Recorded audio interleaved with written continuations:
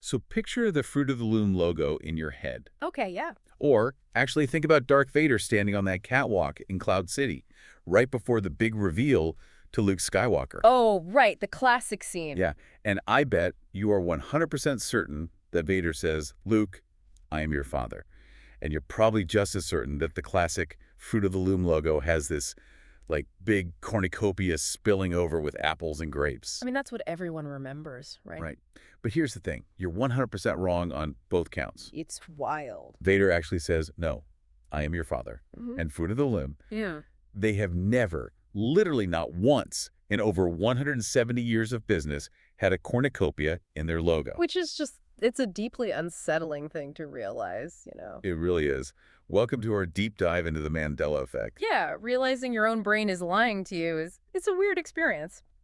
We basically navigate the world assuming our memories are like, I don't know, a digital video recorder. Right, like saving files to a hard drive. Exactly. But then you hit a discrepancy like that logo, and you realize your mental hard drive is just casually overwriting its own files without asking your permission. Well, today we are looking at a stack of really fascinating materials to figure out why that happened. We've got a lot to cover. We do. We're looking at a 2024 transparent replication of a major cognitive psychology study, a bunch of peer-reviewed neuroscience articles, deep dives into internet forums, and even official corporate statements. Yeah, it's a huge mix of sources. And the mission here is basically to answer this terrifying question.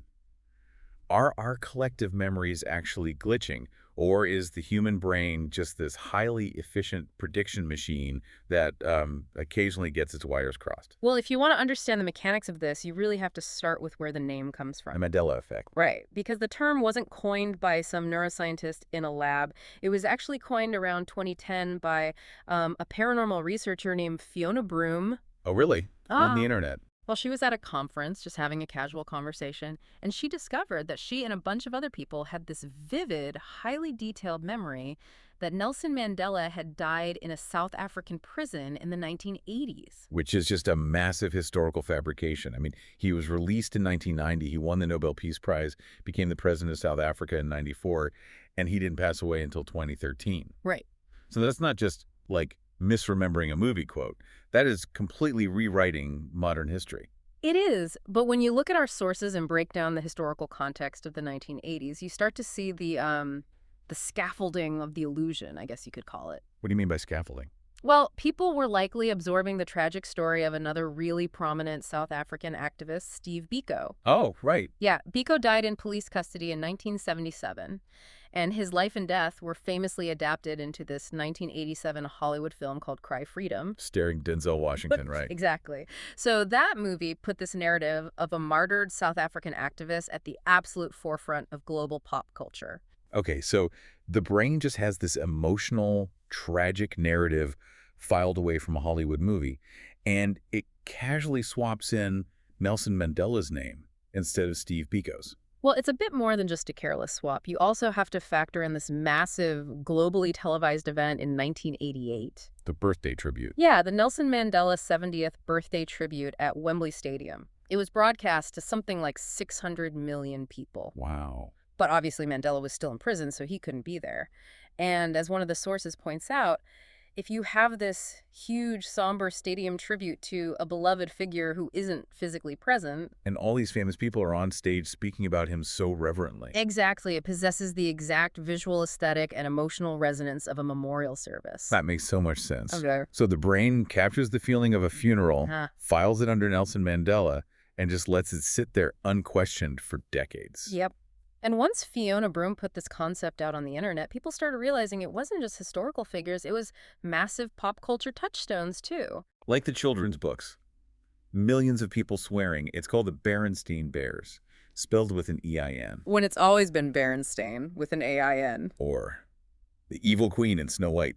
People swear she says, "Mirror, mirror on the wall," but the actual line is, "Magic mirror on the wall." And experiencing that just shatters people's confidence in their own grip on reality. I mean, I get it. It's freaky. It is, which predictably drives people to seek out extreme explanations. If you dig into the forums we looked at, you'll find completely sincere theories that this is empirical evidence of parallel universes. Wait, parallel universes? Oh, yeah. There's a super popular theory that CERN, the European Organization for Nuclear Research, accidentally created a splinter in space-time when they turned on the Large Hadron Collider in 2008. You're kidding. No, people genuinely believe it caused our timeline to crash into an alternate dimension. Okay, I have to stop you there because while a sci-fi timeline crash sounds like an awesome movie plot, um, the standard psychological explanation doesn't totally satisfy me either. How so? Well, I can understand one person's brain getting confused and swapping a name. It's like Yeah. a cultural game of telephone.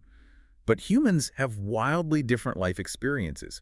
We grow up in different towns, we watch different shows. True. So how on earth are millions of people across different continents independently coming up with the exact same incorrect memory? Like, why does everyone choose the spelling Berenstein and not, I don't know, Berenberg? That is the core mystery right there. And the answer lies in how our brains handle shared cultural touchstones through this process called recombination. Recombination, okay. Right. Because your memory is not a static file. Every time you recall an event, your brain has to actively rebuild it from scratch. Like assembling a puzzle every time you want to look at it. Exactly. Recombination is the process of gathering tiny fragments of data and stitching them together into a cohesive narrative. And because millions of us were exposed to the exact same cultural data points in the 80s and 90s, Our brains all follow the exact same predictable pathways. you got it. They follow those pathways to fill in the blanks, which leads us to independently construct the exact same false memory. Okay, let's test that theory on one of the wildest examples from our sources because we need to look at the anatomy of this phantom movie. Oh, the Shazam case study? Yes. Yes. Because misremembering a vowel in a cartoon bear's name is one thing. But there is a massive community of people online who vividly, aggressively remember a 1990s movie called Shazam. Starring the comedian Sinbad as a bumbling genie. Right. And they are so convinced it's real. The conviction is astonishing. It got so intense that Sinbad himself has spent years refuting it on social media. I think he even made a joke video about it, didn't he? He did. In 2017, he filmed this parody sketch where he dressed up as a genie and pretended the movie was real just to mock the conspiracy. But to be absolutely clear, there is no record of a movie called Shazam starring Sinbad. Yet, people can describe the plot. They can describe the VHS cover in detail. And when you dig into the timeline our sources lay out, it becomes this terrifying masterclass in recombination. It really is a perfect storm of data. First, you've got the ancient Sinbad the Sailor tales, which often feature genies. In the classic film Seventh Voyage of Sinbad, there's a genie wearing very distinctive baggy pants and a turban. Right, which sets up the aesthetic. Then, in 1992, Disney's Aladdin dominates the box office, Right. completely cementing that baggy pants and turban look as the absolute default pop culture definition of a genie for the whole decade. And then you layer in the real-world variables of the mid-90s. Right. In 1994, Sinbad the comedian hosted an afternoon movie marathon on the TNT network. And the theme of that marathon, Sinbad the Sailor movies. Oh, wow. And his wardrobe for that hosting gig was this flamboyant, genie-style costume complete with a turban. Plus, you have to remember, Sinbad was already famous for wearing brightly colored, oversized, eccentric clothing in his stand-up routines anyway. And the timeline just keeps feeding the illusion. 2 years later, in 1996, Shaquille O'Neal actually does star in a kid's movie playing a genie, And the title of Shaq's movie is Kazam. Kazam. And the ultimate twist on the actual physical VHS tape for Kazam, one of the trailers that played before the movie, was for a comedy called First Kid. Which starred Sinbad. Yes. Oh, and to top it all off, there was a popular 1960s Hanna-Barbera cartoon about a genie named Shazam. It is an absolute avalanche of overlapping cultural data, and in neuroscience, the failure to keep all this straight is known as a source monitoring error. Source monitoring error. How does that work in the brain? Well, you have to look at the interaction between two parts of the brain, the hippocampus and the prefrontal cortex. Okay. The hippocampus is responsible for binding information together to form a memory. So it grabs the name Sinbad, the genie costume, the Shaq movie Kazam, the cartoon Shazam. It just scoops it all up. Right, but it's the job of the prefrontal cortex to act as the auditor. It's supposed to verify the source of those details and tag them with a specific time and place. So the prefrontal cortex is supposed to step in and say, hey, wait, the genie costume was from a TNT marathon, and the movie title was actually Shaq's movie. Precisely. Yeah. But under cognitive load, or honestly just with the passage of time, the prefrontal cortex gets lazy. It fails to monitor the sources. It just gives up. Pretty much, because the brain prioritizes narrative cohesion over factual accuracy. Sinbad plus a 90s comedy, plus the genie aesthetic, plus the word Shazam, it just makes intuitive, logical sense. Right. So the brain bypasses the source verification and merges it all into one streamlined, completely fabricated memory. You know, it's almost like your brain is a DJ, pulling audio samples from a dozen different 90s tracks. I like that. He grabs a bass line from Shaq, a vocal hook from that TNT marathon, a synth beat from a 60s cartoon, matches the tempo, and remixes them into a totally new song. Yep. And when we hear that remix decades later, we think, oh yeah, I love this track back in the day. Yeah. Entirely unaware that the song was never actually on the album. The DJ analogy is perfect, actually, because it highlights the active, creative nature of memory. The brain isn't just recalling, it's producing. So we've been talking a lot about how timelines and events get scrambled. But what happens when the error isn't some complex sequence of events, but just a single static image? Ah, right. I want to pivot back to the Fruit of the Loom mystery, because the internet thought they found the absolute smoking gun to prove the company was gaslighting society. You're referring to the infamous 1973 trademark application. Yes.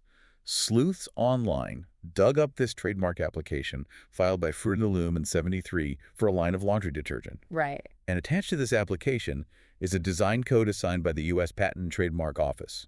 The code is 05.09.14, and the official text description for that specific code reads, baskets of fruit, containers of fruit, cornucopia. And people completely lost their minds over this. They treated it as legal proof. Like, see, the cornucopia existed. It's a really compelling piece of evidence until you understand the mundane bureaucracy of trademark law. Oh. Yeah, the company actually had to issue a statement clarifying this.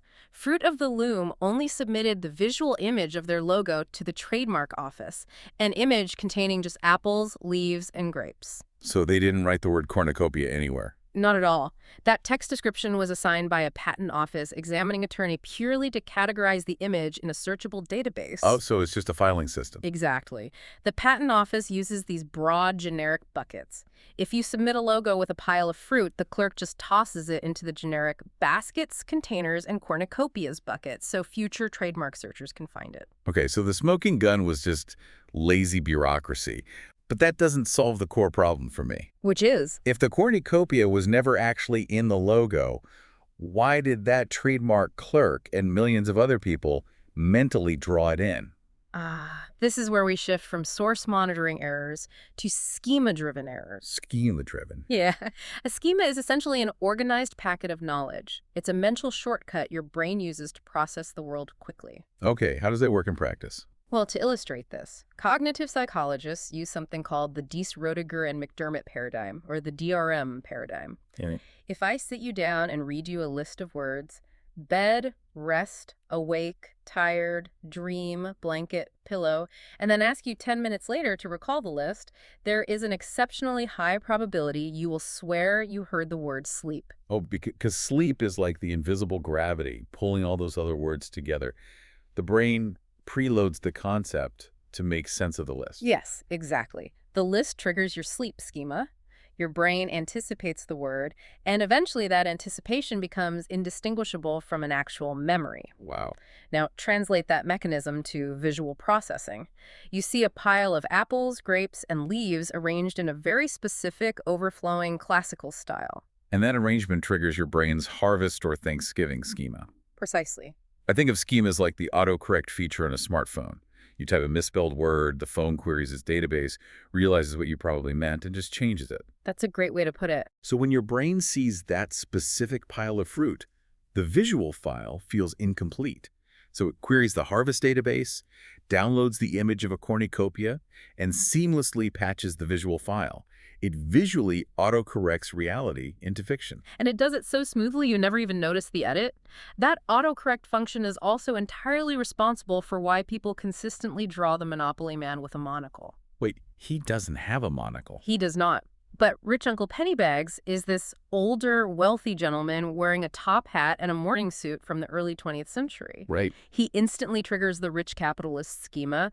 And who else lives in that mental folder? Oh, Characters like the Planters Peanuts mascot. Exactly, Mr. Peanut, who does wear a monocle. So your brain, trying to be efficient, just drops a monocle onto the Monopoly Man's face to complete the archetype. I am literally looking at a picture of the Monopoly Man on my phone right now, Yeah. and the lack of a monocle looks so incredibly wrong to me. I would have bet my life savings he had one. It is deeply unnerved. It really is. But, drawing monocles on Reddit and arguing about 90s genies is one thing. To prove this isn't just internet groupthink, we have to isolate the human brain in a lab setting, right? Right. You have to strip away the cultural noise and see if people actually fail basic visual tests. And according to our sources, that rigorous testing finally happened. In 2022, two researchers, Prasad and Bainbridge, published this landmark study investigating what they officially termed the Visual Mandela Effect, or VME. Yeah, they gathered 40 famous pop culture icons and designed an experiment to see if the phenomenon was empirically measurable. And they didn't just ask people if they remembered a logo. They had incredibly strict criteria for what qualified as a true visual Mandela effect. The hurdles were very high. First, participants had to demonstrate low accuracy when asked to pick the real image out of a lineup. Okay. Second, the errors couldn't just be random guesses. A specific incorrect version had to be consistently chosen by a vast majority of the subjects. So everyone had to make the exact same mistake. Right. And third, and this is the most important part, the participants had to report extremely high confidence in their wrong choice. Like betting their life savings confident. Exactly. They tested this by showing the real version of an icon alongside manipulated versions, adding a tail, removing a color, shifting a feature. And out of the 40 images tested, they found 7 that produced a massive, statistically undeniable visual Mandela effect. 7 of them, yeah. People looked at C-3PO from Star Wars, completely ignored his silver leg, and confidently chose the version where he is entirely gold. Which is how everyone pictures him. Right. They chose Curious George without a tail. They chose the Fruit of the Loom logo with the cornucopia. They put the monocle on Mr. Monopoly. Yep. They added a black tip to Pikachu's tail. They distorted the Volkswagen logo. And they misremembered Waldo from Where's Waldo. It was heralded as the definitive proof of the effect. Right. Until 2024, when an independent scientific auditing group called Transparent Replications decided to review the data. They examined the math used in the original 2022 study, and they discovered a fundamental statistical flaw. The original researchers had used the wrong mathematical formula. Wait. The scientists studying how the human brain makes errors made a mathematical error themselves? Yeah, they did. How does that even happen? Well, it comes down to choosing the right tool for the job. The original team used a formula called a chi-square test of independence. Okay, I'm not a statistician, so why is that a problem? Think about how multiple choice tests work. If you're looking at 3 versions of Pikachu and you know for a fact that option A is wrong, your likelihood of picking option B or C suddenly changes. Right, because I've eliminated one. Exactly. Yeah. The choices are dependent on one another. Choosing one image inherently means you are actively rejecting the others. So the chi-square formula assumes every single choice happens in a vacuum, completely independent of the other options. It's right. And by using that math, they accidentally amplified their own data, making the effect look way stronger than it actually was. Exactly. They treated dependent variables as independent variables, which artificially inflated the statistical significance of their findings. But wait, if the math is flawed, does the whole visual Mandela effect fall apart? Like, are we just back to square one, blaming internet rumors? No, and this is where we see the beauty of the scientific method course-correcting itself. The Transparent Replications team didn't just publish a takedown of the math and walk away. They redid it. They applied the correct formula, a goodness of fit test, which properly accounts for dependent variables. And then they completely reran the entire experiment from scratch, testing nearly 400 new participants, just to see if the phenomenon could survive rigorous mathematical scrutiny.